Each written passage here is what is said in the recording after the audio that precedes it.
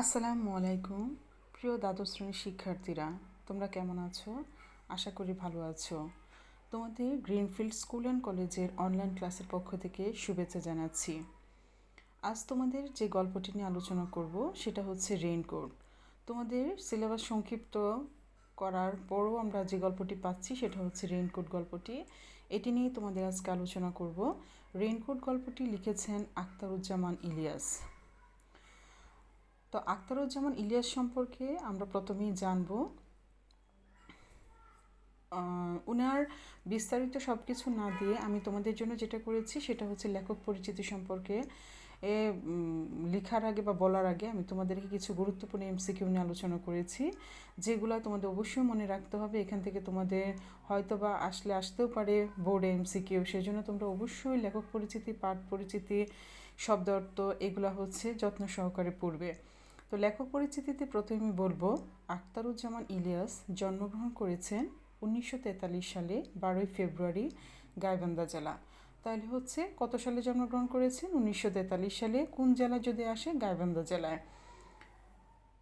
পিতৃপ্রদত্ত নাম হচ্ছে ওনার আখতারুজ্জামান মোহাম্মদ ইলিয়াস। তাহলে হচ্ছে পিতৃদত্ত নাম আমরা পেয়েছি। এটা ভেরি ভেরি ইম্পর্ট্যান্ট একটা প্রশ্ন। অনেক সময় তোমাদের এমসিকিউ থেকে হচ্ছে বা সংক্ষিপ্ত প্রশ্ন তোমাদের জ্ঞানমূলকে চলে আসে, বলতে পারে যে আখতারুজ্জামান ইলিয়াসে বা জ্ঞানমূলকে এভাবে দেয়, আখতারুজ্জামান ইলিয়াসের পিতৃপ্রদত্ত নাম কি? তখন তোমাদের লিখতে হবে আখতারুজ্জামান মোহাম্মদ ইলিয়াস। কর্মজীবন: সরকারি কলেজে বাংলা বিষয়ক অধ্যাপক ছিলেন। ওনার গ্রন্থগুলো যদি আমরা জানি, আমি আলাদা আলাদাভাবে তোমাদের দিয়েছি যাতে করে তোমাদের মনে থাকে। দেখো, গ্রন্থ হচ্ছে 5টি ছোট গল্প আছে, 28টি গল্প আছে, 2টি উপন্যাস আছে, একটি হচ্ছে প্রবন্ধ সংকলন আছে। গল্প গ্রন্থ আছে ওনার কিছু, যেমন অন্য ঘরে, অন্নস্বর, খুয়ারি, দুধ বাতে উৎপাত, দোজকের ওম, জাল স্বপ্ন, স্বপ্নের জাল। কিছু উপন্যাস আছে, দেখো, বিশেষ করে তার উপন্যাসই 2টা, একটা হচ্ছে চিলেকোঠার সেপাই, আরেকটা হচ্ছে খোয়াবনামা। মৃত্যু হচ্ছে 1997 সালে 4 জানুয়ারি।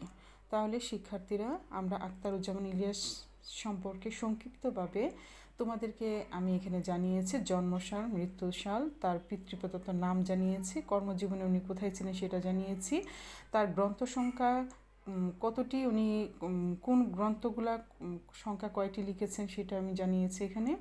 এরপর হচ্ছে বিশেষ করে তার 2টা উপন্যাস আছে, একটা হচ্ছে চিলেকোঠার সেপা আর একটা হচ্ছে খোয়াবনামা। মৃত্যু সালটা আমরা পেয়েছি 1997 সাল। শিক্ষার্থীরা, আমরা হচ্ছে এই রেইনকোট গল্প থেকে কিছু শব্দ অর্থ পড়ব। অনেক সময় দেখা যায় শব্দ অর্থ থেকেও তোমাদের কোয়েশ্চেন করে থাকে, যেমন জেনারেল স্টেটমেন্ট, সাধারণ বিবৃতি। মিসক্রিয়ান্ট, এটা পরীক্ষায় তোমাদের আসতে পারে, এটা হচ্ছে দুষ্কৃতকারী। ট্রান্সপারেন্ট শব্দ অর্থ হচ্ছে স্বচ্ছ। ক্যাসে হচ্ছে কিভাবে। এরপর হচ্ছে তোমাদের কি টিকা আছে, টিকা যদি তোমরা একটু মোটামুটিভাবে পড়তে পারো তাহলে হচ্ছে তোমরা কি করতে পারবে, এই গল্পটার যে কিছু কিছু লাইন আছে যেটা কঠিন, যেগুলো তোমরা বুঝতে পারো না, সেগুলো হচ্ছে এই টিকা থেকে তোমরা কি করতে পারবে, বুঝতে পারবে। এখন আমরা যেটা যাব সেটা হচ্ছে তোমাদের পাঠ পরিচিতি, অর্থাৎ মূল বক্তব্য।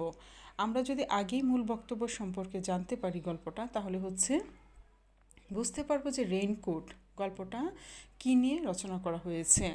আসলে মূলত রেইন হচ্ছে বৃষ্টি, কোট হচ্ছে বৃষ্টির জন্য যে পোশাক পরা হয়ে থাকে সেটাকে আমরা রেইনকোট বলে থাকি। এখন এই রেইনকোটটাই কেন আমাদের গল্পের নাম হয়েছে, কে রেইনকোট পরেছিল বা এই রেইনকোট নিয়ে কী ঘটনা ঘটেছিল, তারই আলোকপাত হচ্ছে আমাদের এই রেইনকোট গল্পটি। তাই আমরা যদি পাঠ পরিচিতিতে যাই তাহলে এখানে কিছু ঘটনা আমরা বুঝতে পারবো, জানতে পারবো, তাহলে মূল বক্তব্য সম্পর্কে আমাদের একটা ধারণা চলে আসবে। দেখো, পাঠ পরিচিতিতে কী আছে। প্রথমে আমরা দেখতে পাচ্ছি রেইনকোট গল্পটি প্রকাশিত হয়েছে 1995 সালে। তাহলে এটা একটা এমসিকিউ আমাদের জন্য। পরে এটি লেখকের সর্বশেষ গল্প গ্রন্থ জাল স্বপ্নের জাল সালে 1997 সালে এটা সংকলিত হয়েছে। এই গল্পের পাঠ গ্রহণ করা হয়েছে আখতারুজ্জামান ইলিয়াস রচনার সমগ্র 1 থেকে। মুক্তিযুদ্ধের সময়কার ঢাকার পরিস্থিতি নিয়ে গল্পটি রচিত হয়েছে। তোমাদের সবচেয়ে ভেরি ভেরি দেখো আমার এইখানে 3 স্টার দেওয়া আছে লাইনটার মাঝে। আমি কেন দিয়েছি, তোমাদের যদি এক বাক্যে জ্ঞানমূলক প্রশ্ন করা হয়ে থাকে অথবা এমসিকিউতে আসে যে রেইনকোট গল্পটি মূলত কী নিয়ে লেখা হয়েছে, তখন এক বাক্যে তোমরা বলবা যে মুক্তিযুদ্ধের সময়কার ঢাকার পরিস্থিতি নিয়ে গল্পটা রচিত হয়েছে। মুক্তিযুদ্ধের তখন শেষ পর্যায়ে ঢাকায় তখন মুক্তিযোদ্ধাদের গেরিলা আক্রমণ শুরু হয়েছে। তারই একটি ঘটনা এই গল্পের বিষয়, যেখানে ঢাকা কলেজের সামনে আক্রমণের ফলে বৈদ্যুতিক ট্রান্সফরমার ধ্বংস করে দেওয়া হয়েছে। ঘটনার পরিপ্রেক্ষিতে পাকিস্তানি সেনাবাহিনী কি করেছে, কলেজের শিক্ষকদের তলব করে এবং তাদের মধ্যে থেকে নুরুল হুদা ও আব্দুস সাত্তার মৃধাকে গ্রেপ্তার করে নিয়ে যায় এবং তাদের কাছ থেকে মুক্তিযোদ্ধাদের সন্ধান পাওয়ার চেষ্টা করে থাকে। নুরুল হুদা এই গল্পের কতক, এইটা একটা ভেরি ভেরি ইম্পর্টেন্ট তোমাদের একটা প্রশ্ন, যে এই গল্পের কতক মানে কে লিখছে, কতক মানে কি গল্পটা কে বলছে বা গল্পটা কে লিখছে তাকেই বলা হয়ে থাকে কতক। তাহলে রেইনকোট গল্পের যদি বলা হয় কতককে, তাহলে বলবা নুরুল হুদা। এটা তোমাদের জ্ঞানমূলক অথবা এমসিকিউতে আসতে পারে। তার জবানিতে গল্পের ঘটনাবলী বিবৃত হয়েছে পাকিস্তান বাহিনী বর্বর নিপীড়ন ও হত্যাযজ্ঞের মধ্যে ঢাকা শহরে আতঙ্কগ্রস্ত জীবনের চিত্র। গেরিলা আক্রমণের ঘটনা ঘটে যে রাতে, তার পরদিন সকালে ছিল বৃষ্টি। তোমাদের এটাও আসে এমসিকিউতে যে রেইনকোট গল্পের কখন বৃষ্টি ছিল, তখন হচ্ছে পরদিন সকালে ছিল বৃষ্টি। তলব পেয়ে সেই বৃষ্টির মধ্যে নুরুল হুদাকে কলেজে যেতে যে রেইনকোটটি পরতে হয় সেটি ছিল তার শ্যালক মুক্তিযোদ্ধা মন্টুর। এটা হচ্ছে আরেকটা তোমাদের ভেরি ভেরি ইম্পর্ট্যান্ট, যে এই যে আমি তোমাদেরকে কিছুক্ষণ আগে বলেছিলাম যে রেইনকোট আসলে কিসের নাম হয়েছে। রেইন হচ্ছে বৃষ্টির জন্য যে কোট পরা হয়ে থাকে তাকে রেইনকোট বলা হয়ে থাকে। আসলে এই রেইনকোটটি কার ছিল? এই রেইনকোটটি ছিল হচ্ছে নুরুল হুদা শ্যালক মন্টুর। সে ছিল একজন মুক্তিযোদ্ধা। এই রেইনকোটটি যখন শ্যালকের পরেছিল, মানে নুরুল হুদা পড়েছিল, নুরুল হুদা পড়াতে তার কি প্রতিক্রিয়া হয়েছিল, সে কি অনুভব করেছিল, এই রেইনকোটটি তাকে কি সাহস জুগিয়েছিল, তারই প্রেক্ষাপটে হচ্ছে রেইনকোট গল্পটি রচনা করা হয়েছে। গল্পে এই রেইনকোটের প্রতীকী তাৎপর্য অসাধারণ। মুক্তিযোদ্ধা শ্যালকের রেইনকোট গায়ে দিয়ে সাধারণ ভীতু প্রকৃতির নুরুল হুদা কী করেছিল, হুদার মধ্যে যে সঞ্চারিত হয় উষ্ণতা, সাহস ও দেশপ্রেম, তারই ব্যঞ্জনাময় প্রকাশ ঘটেছে এই গল্পে। দেখো চমৎকার একটা লাস্ট লাইন, যে রেইনকোট পরে কার কী হয়েছিল, কেনই বা রেইনকোট নাম হয়েছে সেটার উপর বলা হয়েছে যে মুক্তিযোদ্ধা শ্যালকের রেইনকোট গায়ে দিয়ে সাধারণ ভীতু প্রকৃতির নুরুল হুদা কী করেছিল, তার মাঝে যে সঞ্চারিত হয়েছিল উষ্ণতা, সাহস ও দেশপ্রেম, তারই ব্যঞ্জনাময় প্রকাশ ঘটেছে এই গল্পে। তাহলে শিক্ষার্থীরা দেখো, আমরা এই পাঠ পরিচিতি থেকে এই রেইনকোট গল্পের অনেক তাৎপর্য পেয়েছি, অনেক ঘটনা পেয়েছি, অনেক কিছু আমরা এখান থেকে বুঝতে পেরেছি। গল্পটির সঙ্গে মোটামুটি একটা ইঙ্গিত পাওয়া গিয়েছে যে আসলে কী নিয়ে বা এটা কে পড়েছিল, কার ছিল রেইনকোটটি, এখান থেকে মোটামুটি আমাদের একটা ধারণা হয়ে গেছে। এখন আমি তোমাদেরকে যেটা করব সেটা হচ্ছে এই রেইনকোট গল্পের কিছু এমসিকিউ প্রশ্ন আছে। এমসিকিউ না, মোটামুটি আমি বলবো যে এটা জ্ঞানমূলক প্রশ্ন আছে। সেই জ্ঞানমূলক প্রশ্নগুলো আমি 10টার মতো যে কীরকমভাবে তোমাদের আসতে পারে আলোচনা করছি। সেই 10টা প্রশ্ন তোমরা দেখো। 1 নম্বর প্রশ্ন হচ্ছে, বর্ষাকালেই তো জুত কথাটি কে বলেছিল? উত্তর, এখানে আমি 10টার মতো তোমাদের জ্ঞানমূলক প্রশ্ন দিয়েছি, উত্তর হচ্ছে কুলি। রেইনকোট গল্পে পিয়নের নাম কী ছিল? উত্তর হচ্ছে ইসাক মিয়া। 3, রেইনকোট গল্পটি কার লেখা? উত্তর হচ্ছে আখতারুজ্জামান ইলিয়াসের লেখা। রেইনকোট গল্পটি কত সালে প্রকাশিত হয়েছে? 1995 সালে প্রকাশিত হয়েছে। তারপর বলা হয়েছে রেইনকোট গল্পের কতকের নাম কী ছিল? রেইনকোট গল্পের কতকের নাম হচ্ছে নুরুল হুদা। কাদের সাথে নুরুল হুদার আতাত সম্পর্ক আছে? উত্তর হচ্ছে মিস ক্রিয়ান্টদের সাথে। তারপর যাচ্ছে হচ্ছে রেইনকোট গল্পটি কোন গল্পগ্রন্থে অন্তর্ভুক্ত? উত্তর হচ্ছে জাল স্বপ্ন, স্বপ্নের জাল। কার জন্য নুরুল হুদাকে তটস্থ থাকতে হয়ে থাকে? উত্তর হচ্ছে বউয়ের ভাই মন্টুর জন্য। তাহলে আমরা এখানে পেয়েছিলাম হচ্ছে মন্টুর জন্য তাকে তটস্থ থাকতে হয়ে থাকে। এরপর বলা হয়েছে যে ইসাক এপ্রিল মাস থেকে কোন ভাষায় কথা বলতো? উত্তর হচ্ছে উর্দু ভাষা। তাহলে শিক্ষার্থীরা দেখো, এখানে আমরা জ্ঞানমূলক প্রশ্ন পেয়েছি আমরা 10টি। এর আগে তোমাদের আমি লেখক পরিচিতি পেয়েছি, লেখক পরিচিতিতেও তোমাদের অনেকগুলো এমসিকিউ, এটা এমসিকিউ আসতে পারে বা জ্ঞানমূলক আসতে পারে, তা নিয়ে আলোচনা করেছি। তারপর হচ্ছে আমি তোমাদের পাঠ পরিচিতি পড়িয়েছি, সেখানেও অনেকগুলো এমসিকিউ বা জ্ঞানমূলক প্রশ্ন আছে যেগুলো তোমরা বুঝতে পেরেছো। শব্দার্থ থেকেও কিন্তু আমরা কি করতে পারি দেখেছি, 1-2টা শব্দের অর্থ আছে যেগুলো অবশ্যই আমাদের জানতে হবে যে এমসিকিউ আকারে আসে কি না। তারপরে এখন আমরা যেটা যাব সেটা হচ্ছে তোমাদের অনুধাবন প্রশ্ন। শিক্ষার্থীরা দেখো, এখান থেকে বা এই যে তোমাদের গল্পটা আছে সেখান থেকে আমাদের কিছু অনুধাবন প্রশ্ন জানা উচিত। আর গল্পটা যদি ভালো করে পড়তে পারো তাহলে অবশ্যই বুঝতে পারবে যে এখানে অনুধাবন প্রশ্নগুলো কী নিয়ে আলোচনা করা হয়ে থাকে। তাহলে প্রথমেই যদি আমরা বলি যে এখানে অনুধাবনমূলক প্রশ্নগুলো কি, 1 নম্বর প্রশ্ন হচ্ছে দেশে একটা কলেজ ও শহীদ মিনার অক্ষত নেই বলতে কি বোঝানো হয়েছে? 2 নম্বর বলা হয়েছে রাশিয়ায় ছিল জেনারেল উইন্টার, আমাদের হচ্ছে কি জেনারেল মনসুর, কথারই অর্থ কি ব্যাখ্যা করতে বলা হয়েছে। 3 নম্বর হচ্ছে টুপির তেজ কি পানিতেও লাগলো নাকি, বিশ্লেষণ করো। 4 হচ্ছে ক্রাক ডাউনের রাত বলতে কি বোঝানো হয়েছে? 5 বলা হয়েছে যেন বৃষ্টি পড়ছে মিন্টুর রেইনকোটের উপর বলতে কি বোঝানো হয়েছে? শিক্ষার্থীরা এখানে মোটামুটিভাবে আমি ইম্পর্ট্যান্ট কয়েকটা প্রশ্ন দিয়েছি, সেখান থেকে আমি বিশ্লেষণ করে দিচ্ছি যাতে করে তোমাদের কিছুটাও যদি ধারণা থাকে তাহলে তোমরা পরীক্ষা আনসার করতে পারবে। দেশে একটা কলেজ ও শহীদ মিনারও অক্ষত নেই বলতে কি বোঝানো হয়েছে? এই কথা দ্বারা বোঝানো হয়েছে যে পাকিস্তানে পাক পবিত্র শরীরটাকে পরিচ্ছন্ন এবং ঝামেলামুক্ত করার জন্য প্রিন্সিপাল সাহেব সব স্কুল কলেজ থেকে শহীদ মিনার হটানোর পরামর্শ দিয়েছিলেন। শহীদ মিনার হলো আন্দোলন সংগ্রামের প্রতীক, তাই এইসব শহীদ মিনারকে পাকিস্তানের দালাল প্রিন্সিপাল সাহেব পাকিস্তানের শরীরে কাটা মনে করেন। এই কাটা উপড়াতে না পারলে পাকিস্তান ভেঙে যাওয়ার সম্ভাবনা, আর তাতে তার চাকরিও থাকবে না। শহীদ মিনার না দেখলে বাঙালিদের মনে আন্দোলনে উত্তেজনা সৃষ্টি হবে না। এই জন্যই পাকিস্তানকে বাঁচানোর জন্য প্রিন্সিপাল সাহেব সব স্কুল কলেজ থেকে শহীদ মিনার হটানোর জন্য কি করেছেন? পরামর্শ দিয়েছিলেন।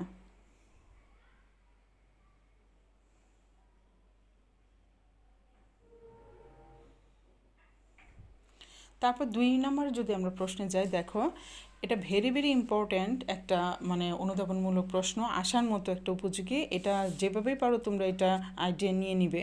যেমন রাশিয়ায় ছিল জেনারেল উইন্টার, আমাদের হচ্ছে কি জেনারেল মনসুর বলতে কি বোঝানো হয়েছে? চমৎকার একটি প্রশ্ন।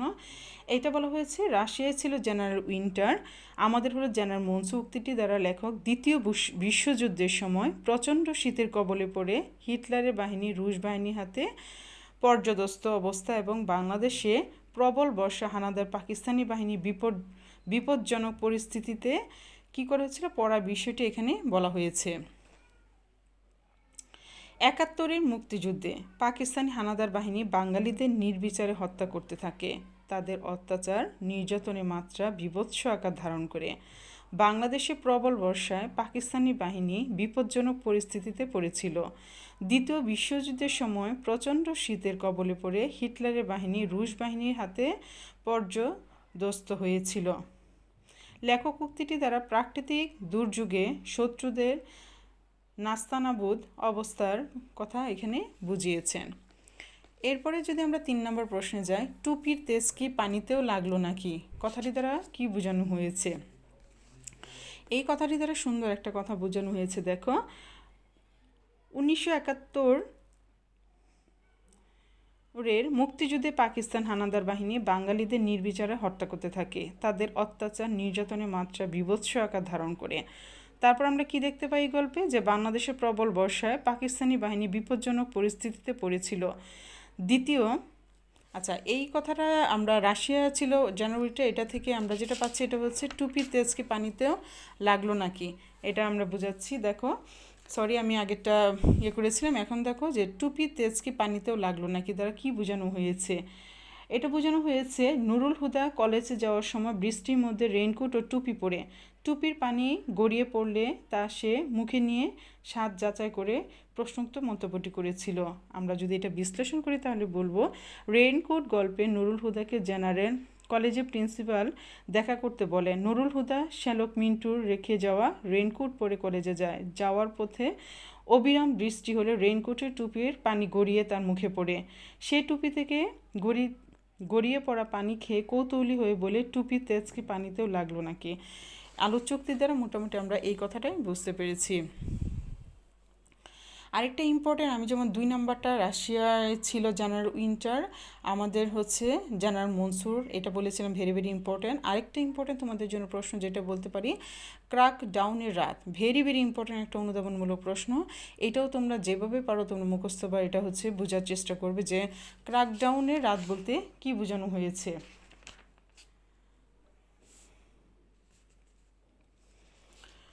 শিক্ষার্থীরা তাহলে এটা উত্তর কি হতে পারে? এটা হচ্ছে ক্রাক ডাউনের রাত বলতে 1971 সালে 25শে মার্চ দিবাগত রাতকে বোঝানো হয়েছে। এক বাক্যে যদি আমরা বলি তাহলে 25শে মার্চ যে কালো রাত ছিল সেই রাতটাকেই ক্রাক ডাউনের রাত বলা হয়েছে। কেন বলা হয়েছে? আমরা বলতে পারি যে 1971 সালে 25শে মার্চ দিবাগত রাতে পাকিস্তানি সেনাবাহিনী ঢাকায় যে ভয়াবহ ধ্বংসযোগ্য গণহত্যা চালায় সেই রাতকে লেখক ক্র্যাকডাউনের রাত বলেছেন। সেই রাতে নিরস্ত্র নিরীহ ঘুমন্ত বাঙালির উপর হানাদার বাহিনী ঝাঁপিয়ে পড়ে থাকে। রাতভর কী করেছিল সেই রাতে? ট্যাঙ্কের হুঙ্কার, মেশিন গান ও স্ট্যান্ড গানের ব্রাশ ফায়ার আর মানুষের কাতরানিতে চারপাশ ছিল আতঙ্কিত। বিশেষভাবে ঢাকা শহরকে তারা বধ্যভূমিতে পরিণত করেছিল।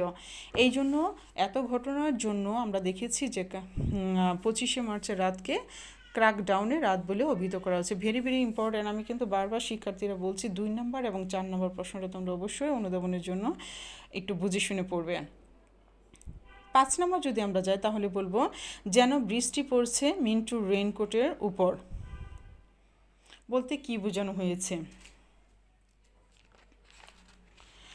আমরা যদি এই প্রশ্নে যাই তাহলে আমরা কি বুঝবো? যেন বৃষ্টি পড়ছে মিন্টুর কার কথা বলা হয়েছে? মিন্টুর রেইনকোটের উপর। তাহলে আমরা বুঝবো হচ্ছে যে প্রশ্নোক্ত কথাটি দ্বারা মিন্টুর রেইনকোট পরা অবস্থা নুরুল হুদার উপর পাকিস্তান মিলিটারির অত্যাচারের কথা বোঝানো হয়েছে। এখানে কি করেছিল মিন্টু? নুরুল হুদা কলেজের শিক্ষক ছিল। পাকিস্তানের সাথে সম্পৃক্ত সন্দেহে পাকিস্তান মিলিটারিরা তাকে জিজ্ঞাসাবাদ করে, আর জিজ্ঞাসাবাদে এক পর্যায়ে তার উপর চালানো হয় চাবুকের আঘাত। এই সময় তিনি মুক্তিযোদ্ধা মিন্টুর রেইনকোট পরা অবস্থায় ছিলেন এবং চাবুকের আঘাতের দ্রুততা বোঝাতে তিনি বৃষ্টির সঙ্গে একে তুলনা করেছেন।